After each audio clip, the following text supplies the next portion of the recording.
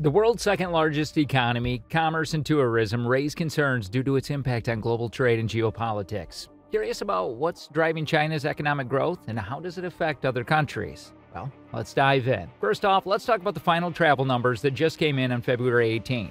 And we gotta say, they're a bit disappointing. You see, during the Lunar New Year period, there was hope that Chinese travelers would really ramp up their spending, signaling a strong recovery in consumption for the year. But unfortunately, while the spending wasn't terrible, it didn't quite meet expectations. Now, according to reports from Chinese financial media outlet Tyron, both domestic travel and spending did surpass 2019 levels during the 8-day holiday.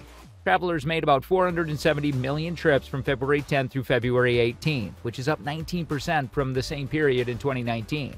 In total, tourism spending reached around 630 billion yuan, up 7.7% from 2019 levels. But here's the catch. When you break down the spending data, it shows that tourism revenue per person actually softened to about 99.5% below 2019 levels. That's not great news, especially when compared to previous holidays where spending was only 3.5% or 2.5% below 2019 levels. It seems like consumers are still holding back on their spending habits. And it's not just in tourism where we're seeing a bit of a slowdown. Now, property sales in 61 sample cities during the holiday declined by around 26.8% compared to last year, while sales of pre-owned properties dropped by 6.1% in the same period. So it looks like people are being cautious with their big purchases as well. Now, in terms of the stock market, things have been a bit shaky. Several exchange-traded funds in China saw a surge in turnover on the first trading day after the Lunar New Year holiday, which could be a sign that state-backed funds are continuing to support the market. But recently, the CSI 300 dropped at an opening of the day as investors assessed the People's Bank of China's decision to cut its 5-year loan prime rate by 25 basis points to 3.95%. This cut in the loan prime rate could potentially make it much cheaper for people to buy homes and get mortgages. William Ma, Chief Investment Officer at Grow Invest Group, mentioned in an interview that this could lower the funding cost of potential homebuyers significantly. While there are some positive signs in terms of travel and tourism numbers, there's still a bit of hesitation when it comes to spending, especially in big-ticket items like property. And as always, the stock market is keeping investors on their toes. U.S. Commerce Secretary Gina Raimondo has called on Beijing to take action to lower the risk of conducting business in China, stating that U.S. companies are starting to view the country as uninvestable, speaking on the third day of a 4-day trip in China, where she had meetings with the Chinese leaders, including Premier Li Qiang, the country's second-ranking official.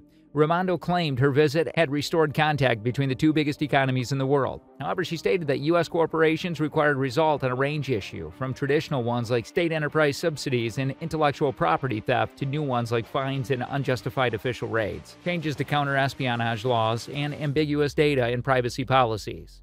Raimondo told reporters, "I hear from businesses more and more that China is uninvestable because it's become too risky.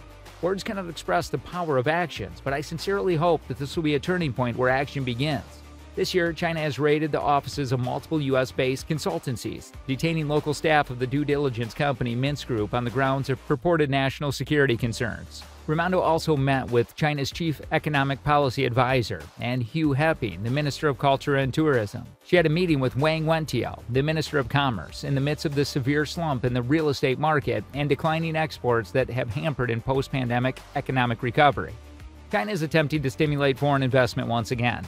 Raimondo announced several new formal channels for bilateral communications, including those for export controls and business matters.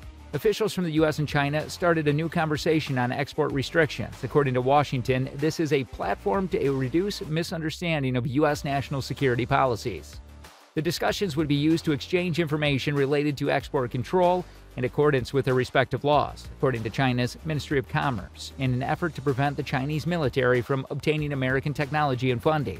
President Joe Biden announced the issuance of an executive order prohibiting certain U.S. investments into China's advanced chip, artificial intelligence, and quantum computing industries. Recent developments in China's trade tensions with the developed world are causing a stir in global markets.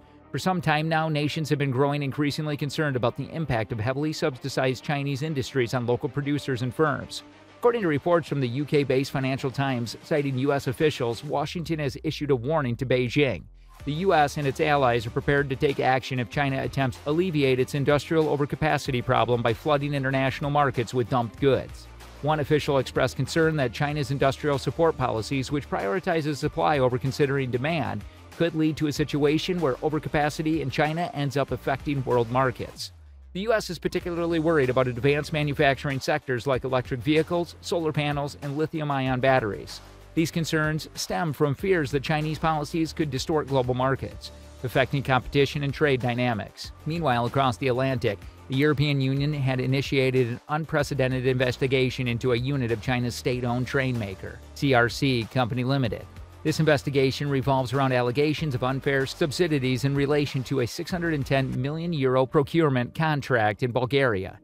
The contract in question involves the supply of electric trains, along with maintenance and staff training services. This investigation follows a previous anti-subsidy probe launched by the European Commission in October, targeting Chinese electric vehicle makers benefiting from state subsidies.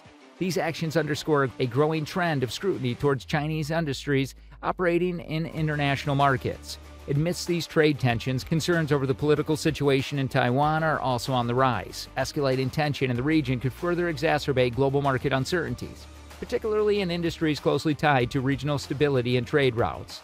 In response to these development, market analysts are closely monitoring the situation. Any significant actions taken by the U.S., EU, or other nations in response to Chinese trade practices could have profound implications for global trade dynamics and investor sentiment. Market participants are advised to stay informed and cautious as the situation continues to unfold. The situation in the Taiwan Strait has become more serious lately. Last week, 2 fishermen from China drowned when their boat was near Kinmen Island, controlled by Taiwan. Kinmen is very close to the mainland coast of China. The Taiwan Coast Guard chased the fishermen away, but their boat capsized, and only 2 out of the 4 fishermen could be saved. China is now using the incident to change how things are usually done in these waters. They say Taiwan's Coast Guard didn't care about the fishermen's lives and had a bad attitude. China's government is upset about it, and they say it's harming the relationship between the 2 sides of the Taiwan Strait. So now China is sending its Coast Guard to patrol these waters regularly, even though they were restricted before. Recently, 4 Chinese Coast Guard ships sailed close to Kinmen Islands.